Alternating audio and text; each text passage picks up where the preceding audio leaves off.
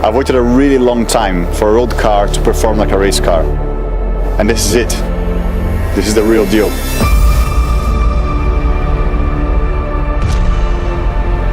It's literally the most brutal, fastest road car I've ever driven. Couldn't believe it.